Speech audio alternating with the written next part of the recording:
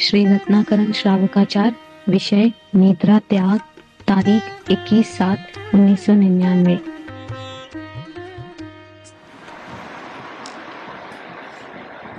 नमो अजंताणं नमो सत्ताणं नमो आयर्याणं नमो विभूचाय नमो वेरे सर्वसामान्य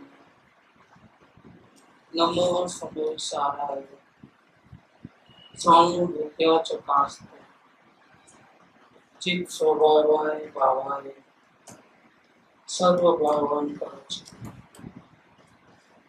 मंगलम भगवान वीर मंगलम गौतमोऽहं मंगलम कुंद कुंडाभ्यो जयं धर्मस्तु मंगलम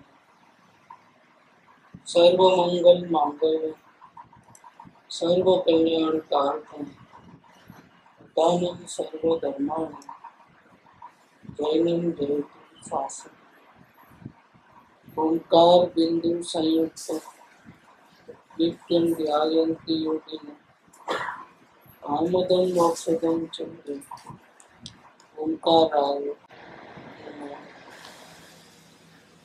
संबंधपत्र आचार्य देवरक्षित रत्नाकरण श्रावकाचार्य, उसकी टीका पंडित सदाशिव दास काठलीवाल के द्वारा।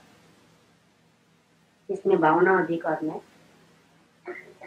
सत्संग में जो दो गलती नहीं करनी चाहिए उसकी बात करनी।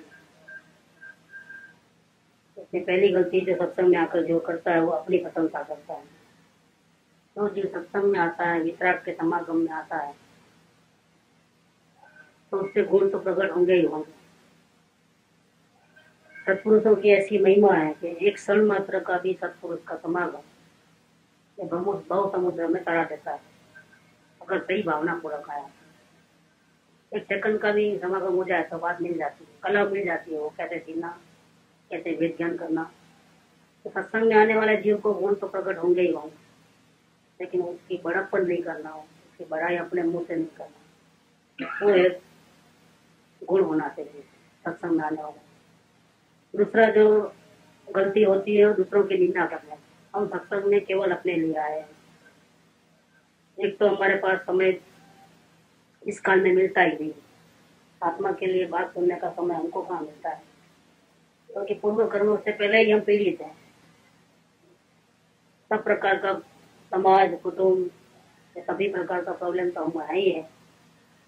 एक सेकंड की फुर्सत हमको नहीं मिलती है, थक जाते हैं तो सो जाते हैं, सोने का टाइम मिलता है, भूख लगे तो खाना खाने का टाइम मिलता है, लेकिन सत्संग का टाइम तो हमको फिर मिलेगा। तो ये सत्संग का जो अपने को महापुण्य के उदय से मिला है, तो ये सत्संग में हमको दूसरों के सामने तो देखना ही नहीं। तो 23 घंटा तो हम दूसरों के सामने देखते हैं, दूसरों की पंचायत करते हैं। अभी केवल 1 घंटा मिला है, वो अपनी कथा करने के लिए, अपने को जांचने के लिए, परखने के लिए, अपने को आगे बढ़ने के लिए। उसमें भी हम दूसरों को देखेंगे, वो ऐसा कर रहा है, वो ऐसा कर रहा है, तो हमको क्या मतलब है? फिर न देखा देखी करना है, न किसी के सामने देखना है, कुछ नहीं। फिर भी अगर हमारी दृष्टि जाएगी तो गुण ले लो उसमें। दोस्त तो देखना नहीं और निंदा करना नहीं, ये दूसरा पॉइंट। और निंदा का त्याग। सम्यक दृष्टि तो नित्य ऐसी ही प्रार्थना करता है कि दूसरों के दोष कहने में मेरा मौन बना रहे। ये प्रार्थना करता है, कुदरत से विनती करता है। प्रार्थना करना मन ऐसा कुदरत से विनती करता है, अपनी कुछ चलती गलती नहीं कुदरत के सामने। फिर भी भावना करना है तो कौन सी करना है? डूबने की करना कि तैरने की करना, अच्छे की करना कि बुरे की करना। अब इतना सुनने के बाद भी कोई हम हर बात हम मानेंगे, हमारे से निंदा होगी नहीं, ऐसा कोई हमारे हाथ में तो नहीं। क्या समय दृष्टि वो जानता है कुदरत का नियम क्या है, वो समझता है कि हमारे हाथ में कुछ नहीं। जब वचन निकलने वाले वो निकलते हैं, नहीं निकलने वाले नहीं निकलते हैं, किसी पे हमारा अधिकार नहीं है। फिर भी प्रार्थना क्या करता है? प्रार्थना ये करता है कि दूसरों के दोष कहने में मेरा तो मौन बना रहे, सभी जीवों के प्रति मेरे प्रिय हितरु वचन ही निकले। ये भावना ऐसी रहती है। सभी जीवों में सभी आ गए, गुण वाले भी आ गए और दोष वाले भी आ गए। इसमें ऐसा नहीं है कि जो गुणवान है जो मेरे चाहते हैं, जो मुझे चाहते हैं, जो गुणवान है, उससे तो मैं अच्छी बात करूं, प्रेम भरे शब्द निकाल, और दुश्मन है उसके प्रति तो कठोर वचन, ऐसा नहीं। ये बहाना भी नहीं चलता है कि वो जिनेश्वर के विराधक है, जिन धर्म की निंदा करने वाले हैं, तो ऐसे लोगों के साथ हम क्यों अच्छा व्यवहार करें, वो भी नहीं चलेगा, ये भी नहीं चलेगा। सभी जीवों के प्रति रे आत्मसारो शीघ्र ने सर्वात्म, ये बात है इसके अंदर, ये वितराग का मूल मार्ग है। और इसमें जितनी हमारी चिंता में कमी है उतनी कसर है, उसकी मना नहीं है। लेकिन प्योरिटी इसको बोलते हैं। प्योर क्या चीज है? प्योर ये चीज है, इस लोगों को नहीं मालूम कि कितने लोग आराधक है, कितने विराधक है। और इन लोगों को नहीं मालूम समोसर में इतने जिन बैठे हैं, इसमें से इतने लोग आए आराधना करने वाले, बाकी तो पूरे मेजोरिटी किसकी है मालूम है उनको। लेकिन क्या दंड देते हैं? इंद्र को बोलते हैं कि इसको सजा दो। तो कोई बैठा है कोई ढोंग कर रहा है, क्या उसको उठा के बाहर निकालो, समुद्र में नहीं आने दो, ऐसा कहते हैं कुछ?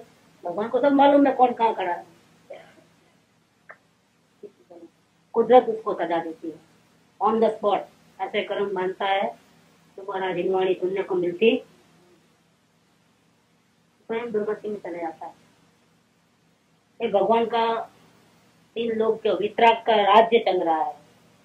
ऐसे अपन एक तरफ से देखे तो मोह का राज्य चल रहा है संसारी जीवों के ऊपर, लेकिन एक्चुअल में सर्वोपरि कौन है? सर्वज्ञ भगवान।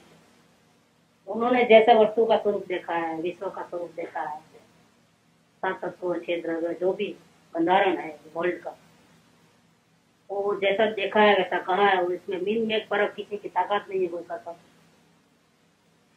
गलत बोलने से सही चीज गलत थोड़ी हो जाती, सही चीज तो सही रहती। इसीलिए जिनेश्वर का शासन चल रहा है, चाहे हाजिर हो या नहीं हो, हर जगह सारे वर्ल्ड में तीनों लोकों में किसका शासन चल रहा है? जिनेश्वर का। क्योंकि उन्होंने जैसा बताते हैं वैसा ही वस्तु का स्वरूप है। इसमें आगे पीछे कोई करने की ताकत नहीं है, स्वयं की भी ताकत नहीं है।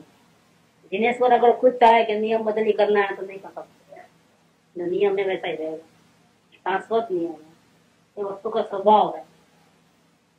तो यहाँ ये कहते हैं कि सभी जीवों के प्रति मैंने जो जिनेश्वर के विराधक है उनके प्रति भी और आराधक है उनके प्रति भी, सभी जीवों के प्रति मेरे मुख से कुछ भी शब्द निकले तो कैसे निकले?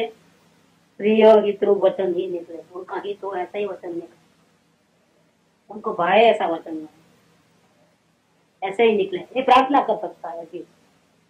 और समय दृष्टि को नित्य ऐसी प्रार्थना होती है। समय दृष्टि को नित्य ही ऐसी प्रार्थना करता है, अभिप्राय ऐसा रहता है।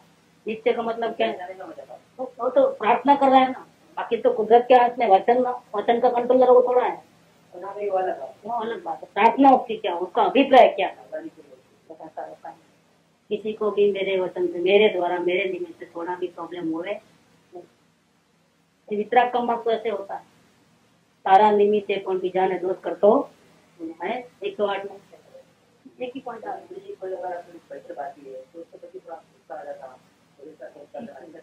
ठीक है, आते हैं, लेकिन उसका अवलोकन करना, उसका अवलोकन करना, अवलोकन करके बोलना कि वो पैसा तो जब अपन इतना भाव करेंगे 1 बार 2 बार 10 बार तो पैसे आ जाएंगे। पैसे भाव करने से आएंगे कि पुण्य का उदय होगा तो आएंगे, या उसका पाप का उदय होगा तो आएंगे। नियम क्या है? वो दूसरा अपने को आ जाता है कि भाई जो उसका अगेंस्ट में है ना, बट ऐसा भाव आ जाता है। देखो, दूसरा जो अगेंस्ट में आता है, दूसरा जो अगेंस्ट में आता है वो तो सत्संग की कृपा है, क्या ये वितराग मार्ग की कृपा है। लेकिन जो पहले आ जाता है वो हमारे अनादि के संस्कार है। क्या आपकी बात याद है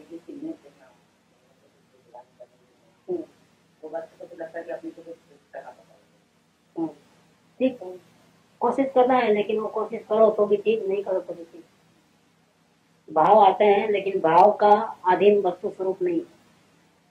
हम भाव करें वैसा होने वाला है कि जैसा होने वाला है ऐसा ही होने वाला है। और भाव नहीं करना वो भी नहीं चलेगा, क्योंकि उस टाइम में जो भाव आने वाले हैं वो भाव आ जाते आएंगे। लेकिन आएंगे तो फिर हमको जो सत्संग मिला है, हमको सही बात सुनने को मिली है, तो समझो 500 रुपये या 5000 रुपये किसी के बाकी है और 10 बार भाव करने से ये पैसे आ गए क्या?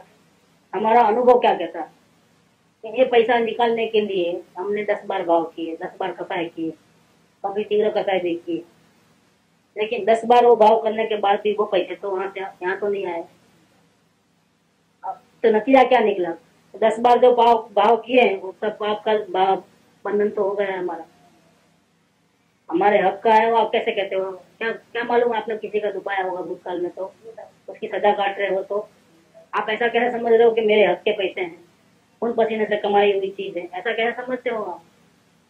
तीनों लोगों का ज्ञान है आपके हो सकता है आपको आपने किसी का दुबाया होगा, उसकी सजा आपको मिल रही है, और उसमें वो निमित्त मात्र है। वो भी भाव आता, पर ऐसे भाव भी आते तो वो हमारे आना चाहिए होगा तो आ जाते हो, कंट्रोल नहीं है, तो जागृति रहना। जागृति फिर भी अवलोकन भी आते हैं, लेकिन नुकसान बाधित होना चाहिए, और ये हमारी बहुत बड़ी कमजोरी है। अभी हम वो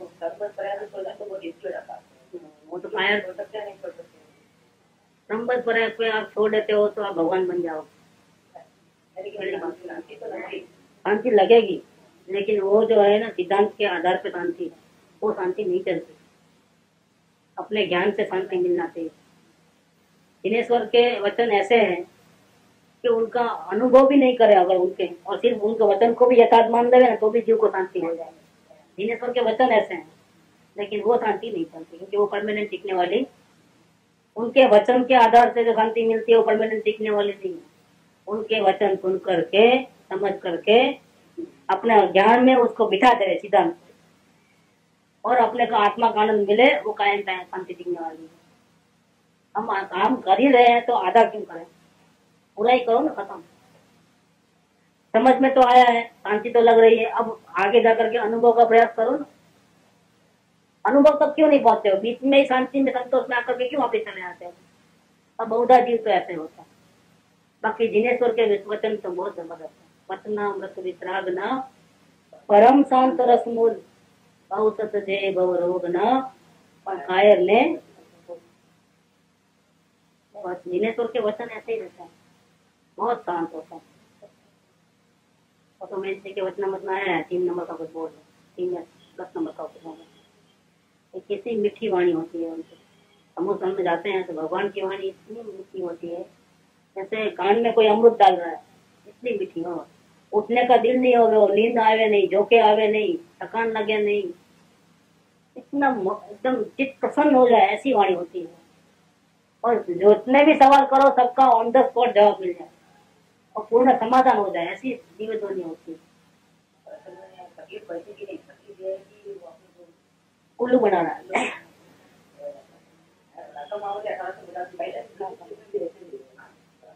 उसको सामने से बुलाना, भैया देखो तुम्हारी स्थिति नहीं लग रही है क्या, तुम्हारी तबियत मतलब आर्थिक परिस्थिति तो बोलना, तुम्हारी आर्थिक परिस्थिति खराब है इसलिए तुम नहीं देते हो, कोई बात नहीं, अब उसको साइड पर रख दो ना, तुम्हारे पास जब होगा तो देना। लेकिन इसको लेकर के तुम ऐसा मत समझना कि मैं तुमको दबाव डाल रहा हूँ। फ्रेंडशिप तो कायम रखो हमारे साथ, आओ चाय पियो बैठो बात करो, तो सबको समझ में आया तो दूसरे आइटम लेके जाओ, हम क्या मना करते हैं। आप होता है कभी ऐसा भी होता है करके उसको कुदरत पे छोड़ दे, दूसरा व्यवहार चालू हो जाए कि नहीं हो जाए।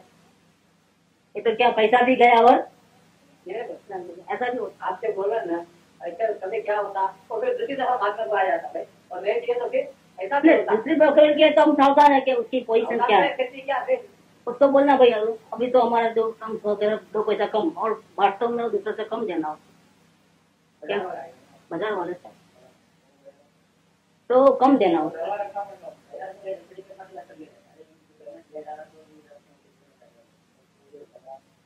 उसका उस पर्टिकुलर केस को कैसे हैंडल करना, उसके नेचर को देखते हुए ऐसा कर सकते हैं। अगर वो बिल्कुल ही समझने के योग्य नहीं है तो फिर वो भूल जाना है, उसकी नियत नहीं है या समझने को ठीक नहीं है, उसका नेचर अच्छा नहीं हो, अपने को सूट नहीं करता हो, तो बोलना भाई नमक आप लोग सुखी रहो, ऐसा करके उसको जला देना। उनकी चिट्ठी अगर है ना उसके सामने देखे उसका जला देना, तो क्या हमें उतना कोई फायदा नहीं है, फायदा तो ऐसा भी नहीं आने वाला है कि ठीक है लेकिन हमारे को बाद में 1000 बका जो विकल्प आते हैं वो नहीं आएंगे, चिट्ठी रहेंगी तो विकल्प आएंगे। चिट्ठी उसके सामने जाकर के जला देना, खत्म मामला है, खत्म। उसका नेचर देखते अपने को क्यों उसके निमित्त से आप इतना पाप करना। एक 1800 रुपया तो कोई वैल्यू नहीं है, तो उसके लिए इतने पाप क्यों करना, कटिंग ही कर देना।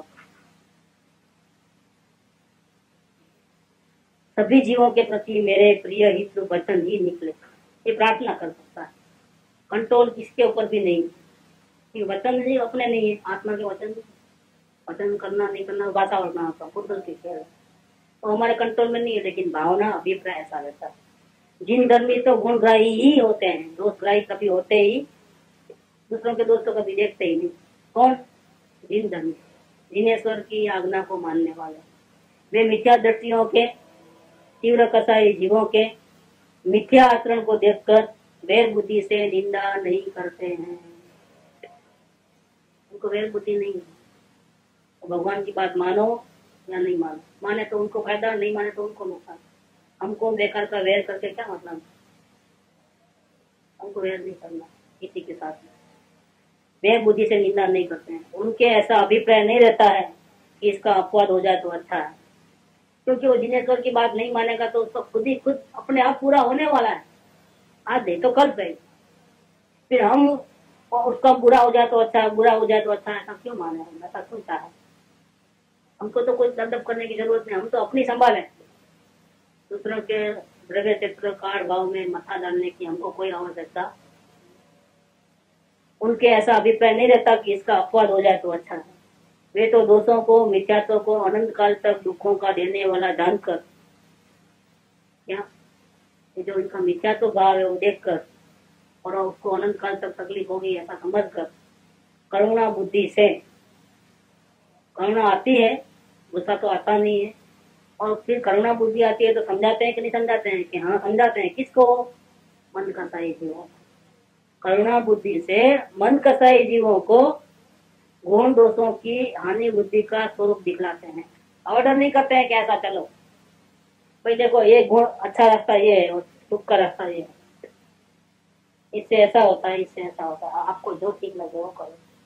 हमारा कोई आग्रह नहीं है, सभी जीव कल्याण को चाहते हैं, और ये कल्याण का रास्ता तो हमने ऐसा देखा है, हमारे गुरु ने ऐसा फरमाया है, हमने उसका स्वाद चखा है। हम भी आपके जैसे पहले थे, लेकिन गुरु की कृपा से हम सुधर गए, अभी हमको बहुत फायदा हो रहा है। और आप भी गुरु के बताए हुए रास्ते पे चलोगे तो आपका दुख भी दूर होता है। बस इतना, बाकी आग्रह नहीं है, चलना ही पड़े ऐसा कोई जरूरी नहीं है, वो तो उसके ऊपर है, उसके ऊपर डिपेंड करते हैं, छोड़ देना उसके ऊपर। तो सिर्फ अगर करुणा आती है, करुणा सभी के ऊपर आती है, लेकिन इतना भी बोलने पर किसको होता है, मंद करता है जीवा का। लेकिन द्वेष बुद्धि, वैर बुद्धि, निंदा, वो तो सवाल ही नहीं। बहुत बहुत तो अगर देखेगा तो बहुत बहुत तो करुणा आएगी, और अगर इससे ज्यादा करुणा बढ़ गई तो समझाएंगे, लेकिन वो भी किसको? मन का साइड। लेकिन किसी भी सूरत पे पर निंदा तो कभी करेंगे, ये बात आ सकते हैं। अब तीसरा दोष, सत्संग में आने वाले जीव को किसकी गलती क्या होती है, वो तो निद्रा का त्याग करना चाहिए, ये गुण प्रकट। पर निंदा त्याग करना चाहिए और निद्रा का भी त्याग करना चाहिए। ये हमारा दुश्मन है कि जीवन का अधिकांश समय किसमें जाता है, नहाने धोने में उतना समय नहीं जाता है जितना नींद में जाता है, सबसे सर्वाधिक। एक तो मनुष्य काल की एक एक सेकंड बहुत दुर्लभ, और इसका सबसे ज्यादा समय जाता हो तो किसमें? निद्रा का त्याग। क्योंकि उठ जाग मुसाफिर भोर भई, अब रहे न कहा जो सोवत है। जो सोवत है वो मनुष्य जन्म मिला वही घोर है, सूरज उगना वो घोर नहीं है। ये हमारे को मुक्ति का मार्ग पाने की योग्यता मिली, तमनी पंचेंद्रिय पना मिला, उसमें मनुष्य भाव मिला, वो हमारे लिए क्या है? सुबह हो गई।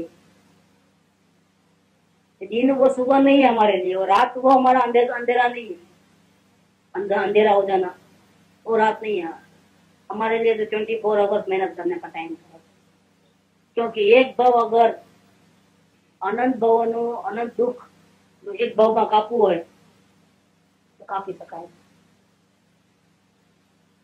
देने अर्थे हे जीव तूने अनंत भोग बिताए हैं, देखो कृपा करने के वचन कहता है. अभी हे जीव तो आत्मा के लिए एक भोग दे दे तो तेरे अनंत भोग का काटा हो जाएगा.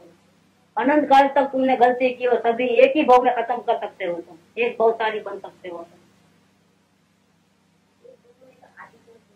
चल वो तो खत्म हो गया. अभी बाकी जो बच्ची है उतना ही टाइम देना है. जो वर्तमान जिंदगी में से भी अधिकांश समय तो विषय करने में और पाप करने में ही गया है. अभी बच्चा जो है उतना ही टाइम है. तो इसमें दिन और रात के भेद नहीं करना हो. हमारे लिए दिन भी दिन है और रात भी दिन ही है हमारे लिए, क्योंकि अभी कमाने का टाइम आया है. क्या अन सीजन में तो ऐसे ही बैठे रहते हैं. साल भर की कमाई तो सीजन में होती है.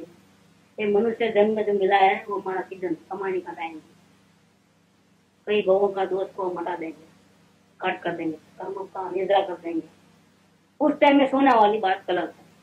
एक बात बहुत मुश्किल से दिनेश्वर का मार्ग मिलता है. भोग ब्रह्मांड को बढ़ाने वाली कथा तो हर जगह मिलेगी.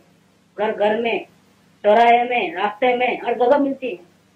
कुसंग, आर्त ध्यान, रौद्र ध्यान कैसे करना वो तो सिखाने की भी जरूरत. सही चलने में बहुत मेहनत लगती है. ऊंचे चढ़ने में तकलीफ होती है, नीचे उतरने में कोई तकलीफ नहीं. एक तो मुश्किल से मिलता है ये मार्ग. इसकी कीमत समझ करके अपना सबसे बड़ा कटिंग कहाँ कर सकते हो आप, निद्रा में कर सकते हो. बाकी सब जगह तो थोड़ा थोड़ा ही टाइम देता है. मैक्सिमम टाइम जो देता है वहां से कटिंग कर सकते हो अगर करना चाहे तो. उतना समय तो ठीक से निकाल सकते हो. रात को 12 बजे कोई दुकान खुली नहीं रहती है. न हम व्यापार करेंगे न कोई लेने आएगा, न शाक भाजी मिलती है, न थिएटर भी बंद हो जाते हैं 12 बजे. कहाँ जाओगे? वो टाइम हमारे लिए साधना के लिए सर्वाधिक अनुकूल है. क्या कि जिसमें हमको कोई तकलीफ नहीं. और रात को जाग करके अगर हम अपना काम करें तो घर वालों को भी कोई तकलीफ नहीं है.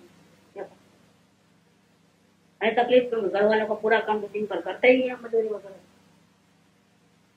हम कौन सा टाइम चुराते हैं? अगर बहुत ज्यादा तकलीफ हुई तो कौन सा टाइम चुराते हैं कि हमारे आराम के दिन पर हमें जो है न्यौछावर करते हैं. किसके किसके ऊपर न्यौछावर करते हैं हम? गुरु के ऊपर क्या आत्मा के ऊपर? वो अपने ऊपर किया तो सभी गुरुओं के ऊपर भी कर दिया. वो सब विकार हो गया था. क्या बाकी वास्तव में तो हम अपने लिए करते हैं. साधना करते हैं वो किसके लिए करते हैं? अपने लिए करते हैं. तो ये तीसरा पॉइंट है. पहला पॉइंट था अपनी प्रशंसा नहीं करना. दूसरा पॉइंट फल की निंदा नहीं करना.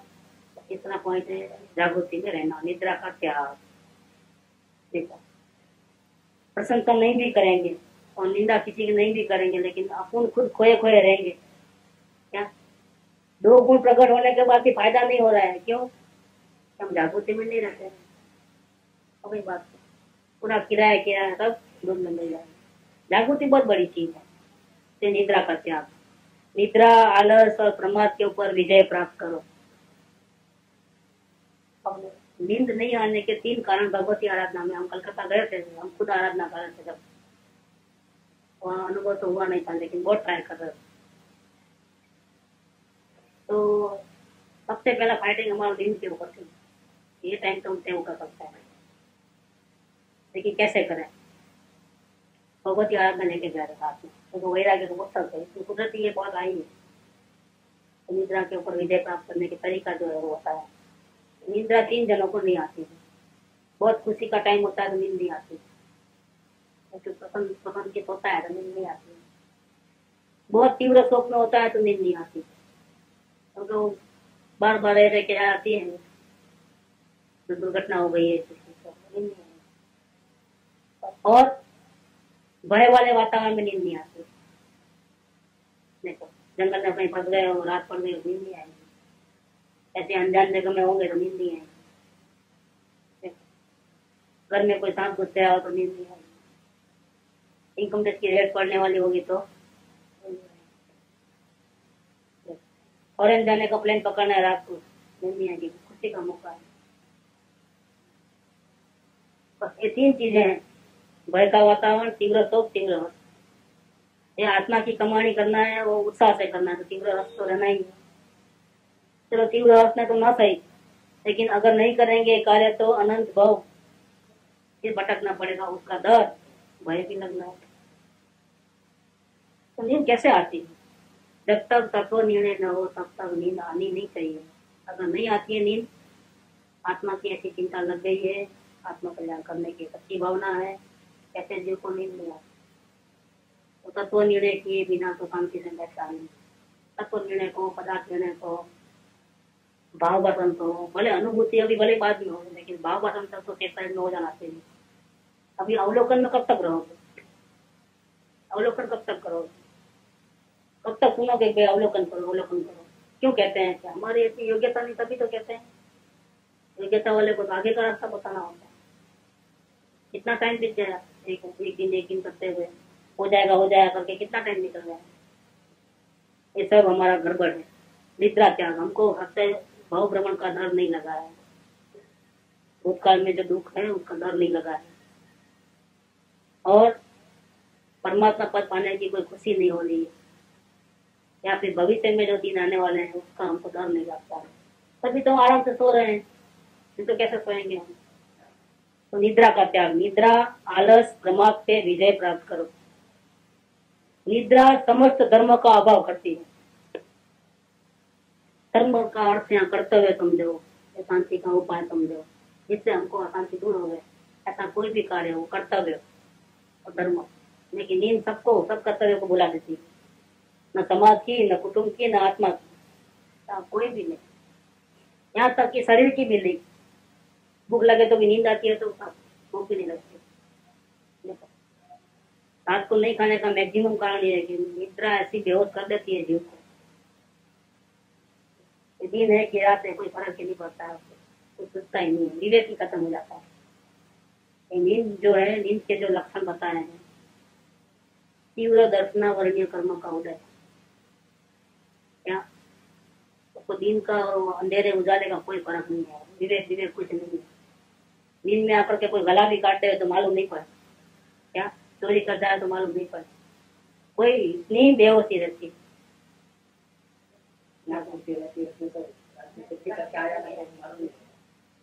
निद्रा समस्त कर्म का अभाव करती है।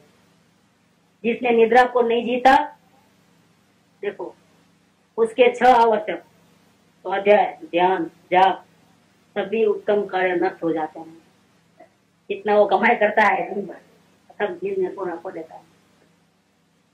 बादाम का तेल पीना है, निकालना है, तो अब आराम करो बेटा, तो आप तेल पूछ लेता है। स्वाध्याय में, सत्संग में आकर के दिन भर में जब पूरी टर्न आती थोड़ी बहुत, और जो टेम्पो बना आत्म कल्याण का, वो टेम्पो को कमजोर कौन करता है? जो टेम्पो चढ़ता है, नशा चढ़ता है। हाँ, अब लाइन पे आइए पटरी। एक तो बहुत मुसीबत से लाइन पे आती है, बहुत समझाने के बाद तो आत्म भावना बढ़ती है, और वो लाइन पे आती है और बाद में गिरता क्यों है? कौन सा ब्रेक है? और 10 मिनट का, 5 मिनट का, 2 मिनट का नहीं रहता है ब्रेक। कितना रहता है? 8 घंटे का रहता है। तो स्टोरी ही भूल जाता है कि क्या हुआ था, कल क्या बात सुनी थी, कल क्या हुआ था, सब खत्म मामला, गायब तो पूरा। एक 3 घंटे की पिक्चर में 1-2 मिनट के 4-5 ब्रेक आते हैं तो भी अच्छा नहीं लगता। और आत्म कल्याण की साधना करने निकले हो, अनंत भाव का निवेड़ा करने निकले हो, क्या? और माँ मुश्किल से सत्संग मिला है, मित्रा की वाणी सुनने को मिली है, मान मिलता है। ये सब ये आप अपने को मत देखो, दूसरों को देखो तो पता चलेगा कि कितने को मिला है ये चीज। क्या लोग इतने अपने से ज्यादा दुखी हैं, लेकिन उनको इस तरह का धर्म नहीं मिला। अगर उनको मिला तो अपने से आगे निकल सकते।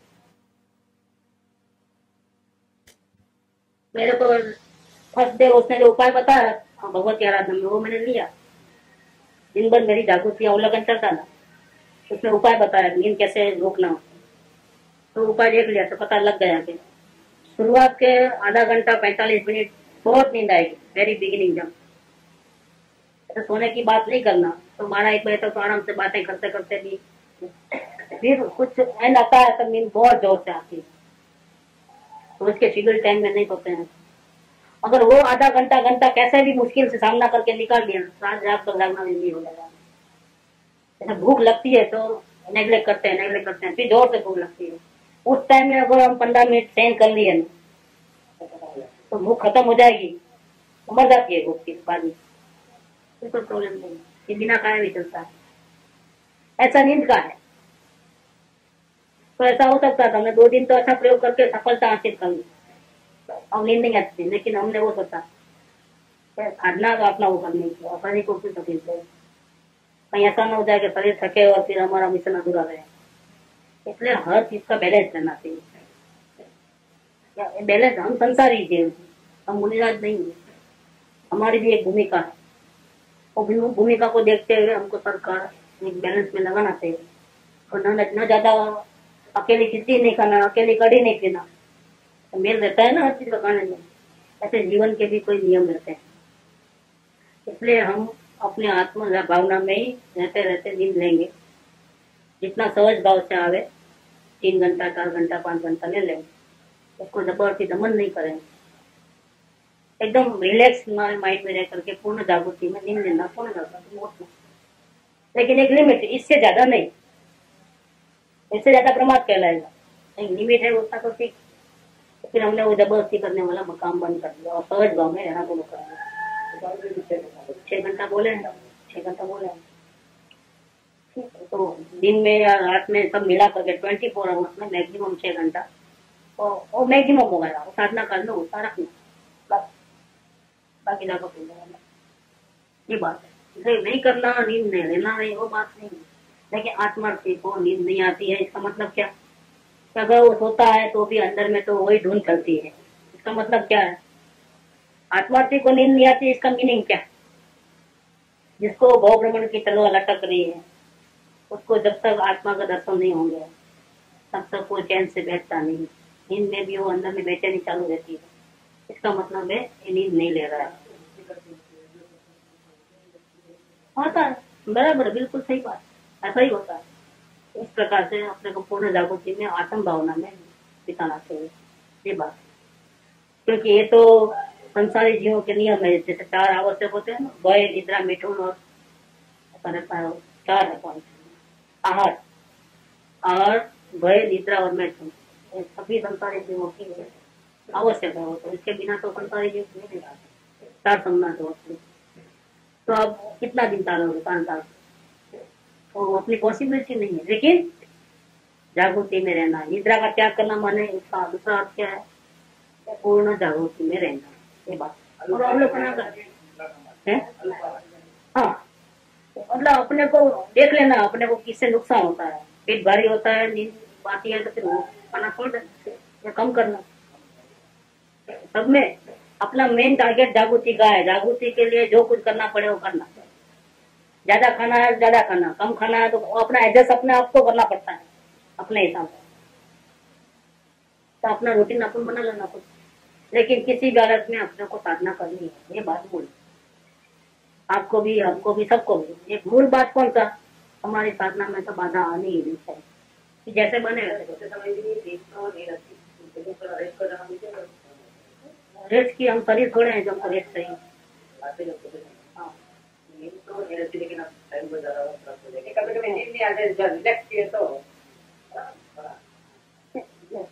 रिलैक्स के लिए तो अवलोकन द बेस्ट है, सारी दुनिया को भूल जाते हैं।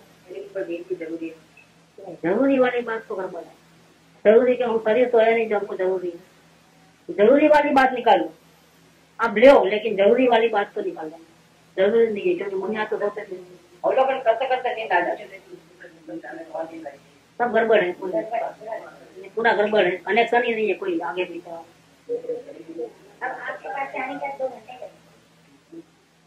अवलोकन करते करते नींद आ जाती है। हाँ, बस आप नींद नहीं आया तो अगर सहज मात्रा में आपको तो चालू हो जाता है। सहज में नींद नहीं आती है तो हमारे लिए खुशी का अवसर है कि जबरदस्ती लाने की क्या जरूरत है। और 5 सेकंड रखिए पूरे दिन में।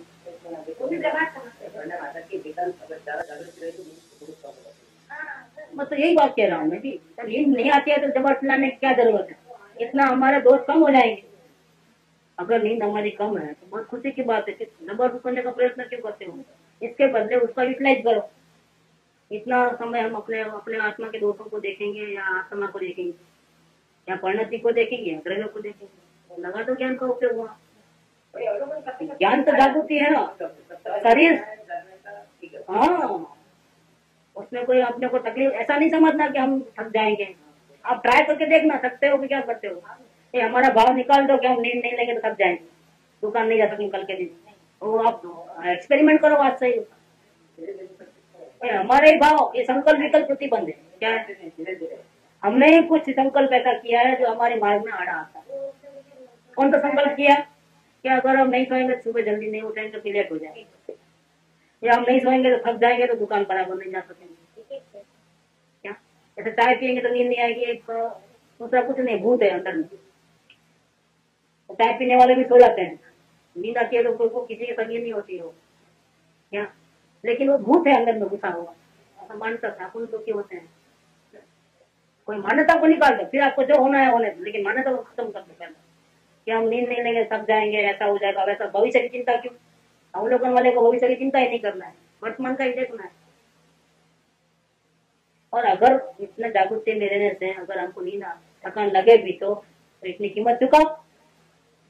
किसके लिए लगती है? कुटुंब परिवार को पालने में इतने दुखी होते हो, थक जाते हो, अपने आत्मा के लिए थक जाओ ना, फिर क्या तकलीफ हो रही है? भले लगे थकान, चलो लो। किसके लिए करते हो ये कमाई? किसके लिए करते हो?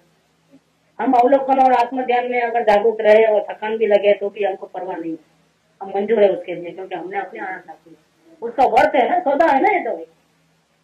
हमने दूसरों के लिए थकान नहीं बोल ली है, अपने खुद के लिए थकान बोली है, कोई बात नहीं, वेलकम। तो इसमें कोई अपना संकल्प, उल्टा संकल्प नहीं, मिथ्या अभिप्राय सब निकाल देना है। और ये चर्चा से निकलेगा। अपने जीवन भर की जो वर्तमान जो पोजिशन है उसको व्यक्त करोगे तो कहाँ कहाँ गलती हो रही है बता सकेंगे। व्यक्त नहीं करोगे तो यहाँ तो ये चलते रहे, गाड़ी चलने दो, ये कॉमन चीज है। विकल्पों के साथ अरे कहीं की जरूरत ही नहीं, आराम। तकलीफ किसको हो रही है?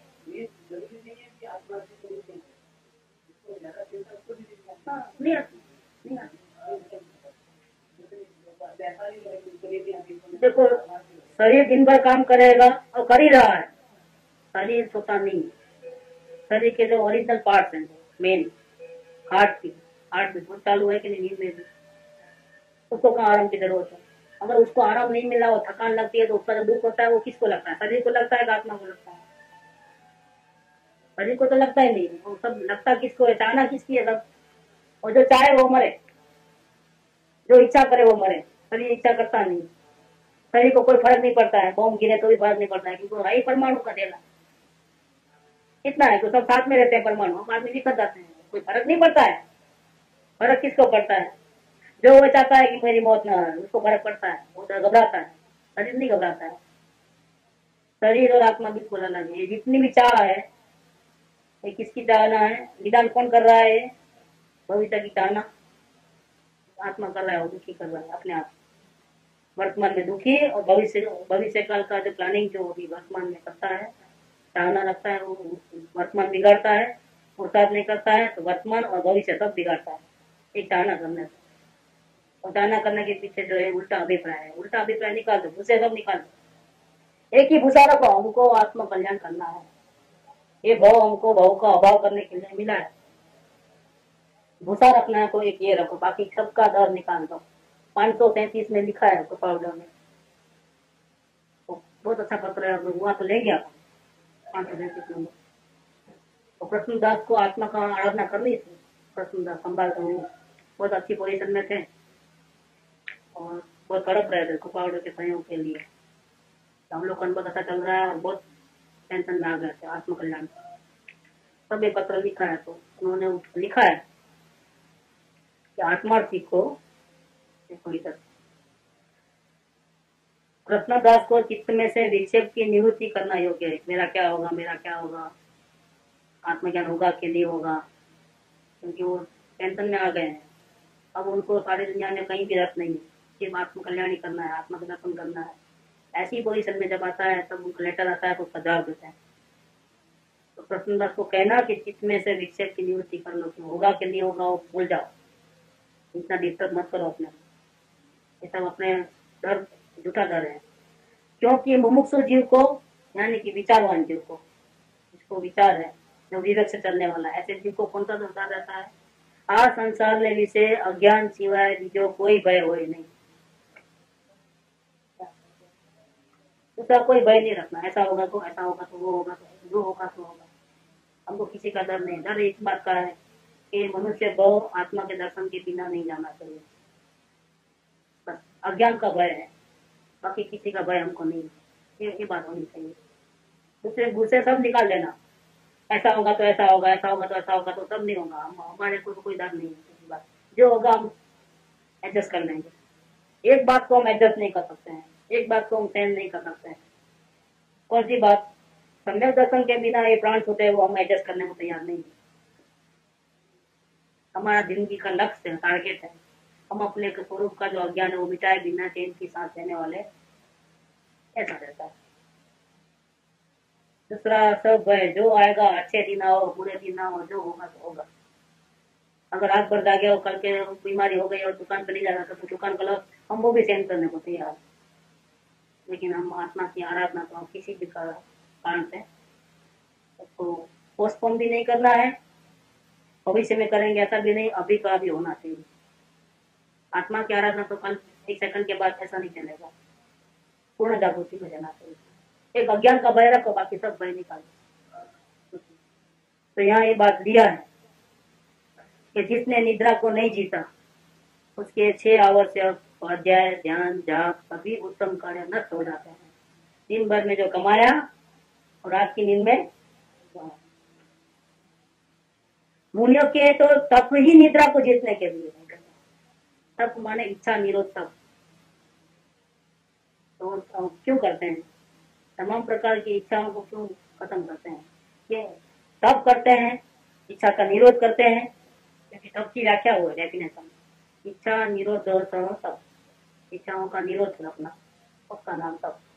इच्छा हो गई लेकिन उसके अनुसार नहीं चलना हो, रोक देना, तो खाने की इच्छा हुई लेकिन नहीं खाना, तो उपवास का तप। ऐसा ऐसे बहुत से मतलब क्या बोलते हैं, और भी उपदान बोलते हैं, अवदान क्या बोलते हैं, औसत बोलते हैं, और भी कुछ होता है। ऐसे बहुत से अलग अलग प्रकार की क्रियाएं हैं। वो तब क्यों?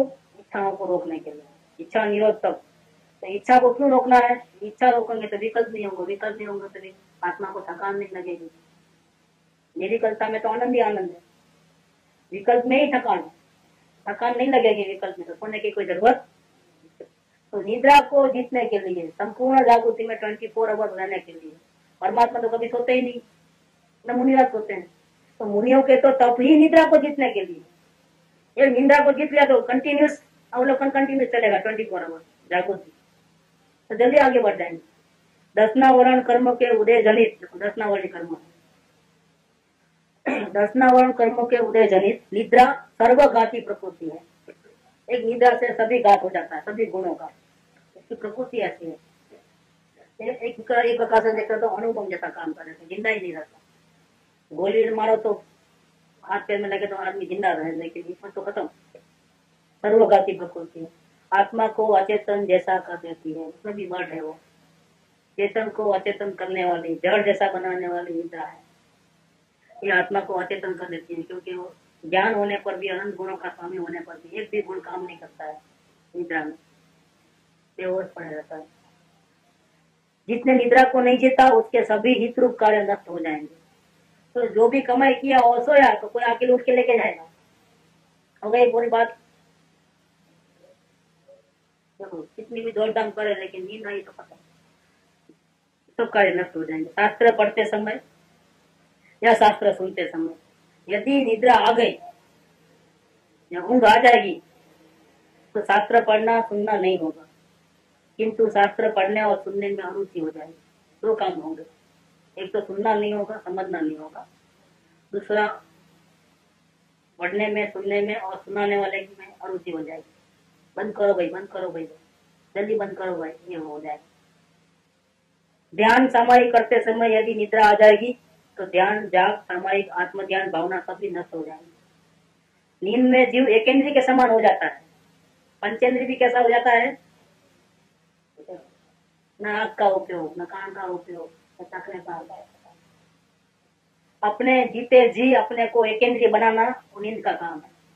जीते जी लोग ऊंचे चढ़ते हैं और हम क्या करते हैं, नींद लेकर के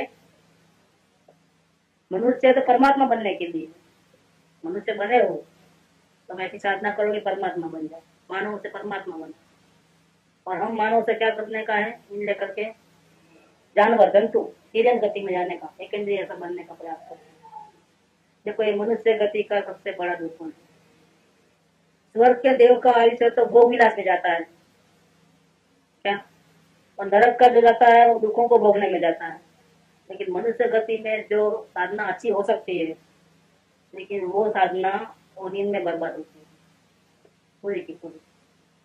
और नींद ज्यादा देता है तो एकेंद्रीय ऐसा वर्ताव करता है तो अधिकांश जीव कहाँ जाते हैं फिर, लेकिन तीन गति में चले जाते हैं।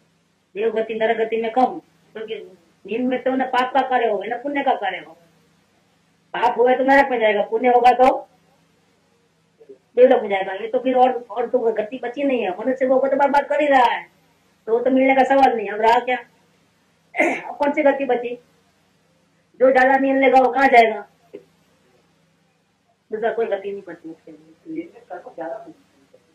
वो इसलिए कहते हैं तो जो नींद में जो कर्म बनते हैं तो अबुद्धिपूर्वक है, तो अबुद्धिपूर्वक दिन में भी चलते हैं। दिन भर में क्या होता है, बुद्धि और बुद्धिपूर्वक दोनों चलते हैं। और रात्रि के टाइम में क्या होता है, बुद्धिपूर्वक के खत्म होकर सिर्फ अबुद्धिपूर्वक चलता है। तो कर्म बंधन भी चालू है, वो बताने के लिए कि नींद में भी कर्म बनते हैं। भैया ऐसा नहीं है कि नहीं बनता है, लेकिन बुद्धिपूर्वक से बुद्धि तो देव जैसा हो गया, क्या करेगा। हाँ, ये तो अचेतन जैसा कर दिया, बहुत बड़ा काम किया है। जो समय में हम परमात्मा बनने का काम करें, उस समय में हम ऐसे सो जाए कि हम अकेले ऐसा वर्ताव करें, तो हमारा कितना बड़ा मूर्खता है। जीव एकेंद्रीय के समान हो जाता है। निद्रा समस्त ज्ञान को नष्ट कर देती है। निद्रा के समय में अबुद्धिपूर्वक आत्मा में अनेक विकल्प उत्पन्न होते हैं। बुद्धिपूर्वक आत्मा का हित करने की भावना का अभाव हो जाता है। देखो निद्रा का दोष, बुद्धिपूर्वक आत्मा का हित करने की भावना भी नष्ट हो जाती है। दिन में तो वो चांस है कि बुद्धिपूर्वक अपने आत्म कल्याण को कुछ सोचो, नींद में वो सोचने की बात भी खत्म हो गई, आत्म कल्याण करने की बात भी नहीं सोच सकते हो। बस ये सबसे बड़ा नुकसान है नींद का। अबुद्धिपूर्वक के पाप भी नहीं होते हैं, लेकिन बुद्धिपूर्वक के नींद में, अबुद्धिपूर्वक नींद में रात में सब चालू है, लेकिन नींद में क्या नुकसान हो रहा है कि बुद्धिपूर्वक के जो हम आत्म भावना बढ़ा सकते हैं वो भी तो नहीं बढ़ा रहे हैं ना। चलो पाप के कार्य नहीं कर रहे हैं, पुण्य का नहीं कर रहे हैं, लेकिन जो भावना करनी चाहिए, आत्म जन्म मरण की चिंता होनी चाहिए, आत्म दर्शन करने की भावना बढ़नी चाहिए, वो भी तो नहीं हो रहा है ना। वो सब बुद्धि में होगा, सोते सोते निरिकल्प अवस्था नहीं आएगी, क्योंकि सोने मन का व्यापार नहीं चलता है।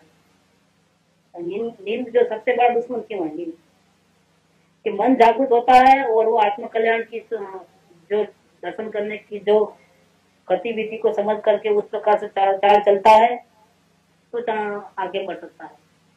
तो निर्विकल्प होने के पहले बुद्धिपूर्वक मन का आलम्बन आता है, पहले डायरेक्ट सीधा निर्विकल्पता नहीं होती। तो इसका मतलब ये नहीं कि मन से हुआ है निर्विकल्पता, जब निर्विकल्पता हुई है वो तो ज्ञान से हुई है, आराधना तो ज्ञान से ही हुई है। लेकिन मन उसको ज्ञान को डायरेक्ट, ज्ञान जो है मन के द्वारा अपने को कंट्रोलित करता है, संयमित करता है, उपयोग बात से हटाता है, ज्ञान करता है।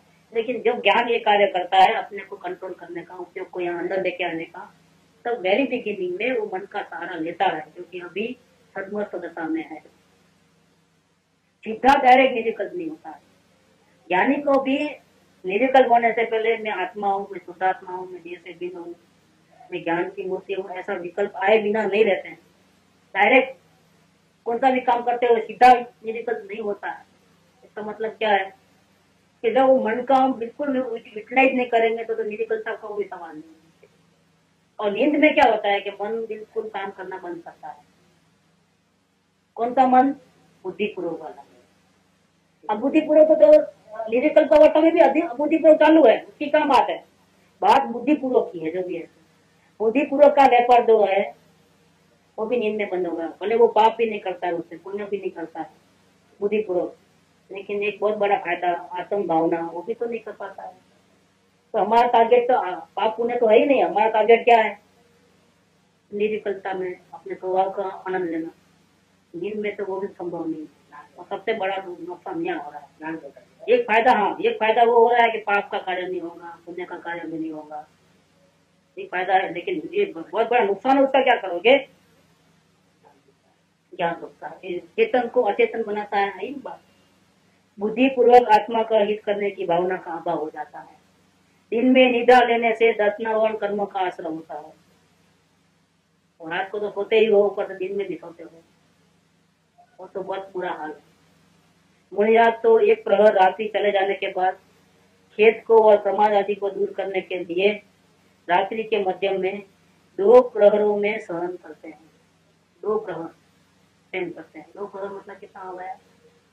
45 1.5 घंटा हुआ बस मैक्सिमम। वो तो उनका मैक्सिमम लिमिट, इससे ज्यादा अगर सोना हुआ, अगर मिनिमम तो कितना 0.25 सेकंड रहता है मिनिमम, उतना तो आती ही है उस अवस्था में कुछ भूमिका में, और मिनिमम कि मिनिमम 0.25 सेकंड। लेकिन अगर ज्यादा से ज्यादा अगर होगा तो बीमारी बहुत हो, थकान बहुत लगी हो, ऐसे कोई भी हो पोजिशन में हो, कई दिनों के भूखे बैठे हो, तो मैक्सिमम 2 प्रहर। 2 प्रहर में वो जो बस, इससे ज्यादा नहीं होता है, नहीं होता है। अगर इससे ज्यादा किया तो मुनि का अवस्था से गिर जाता है, उससे ज्यादा हमको अलाउड ही नहीं।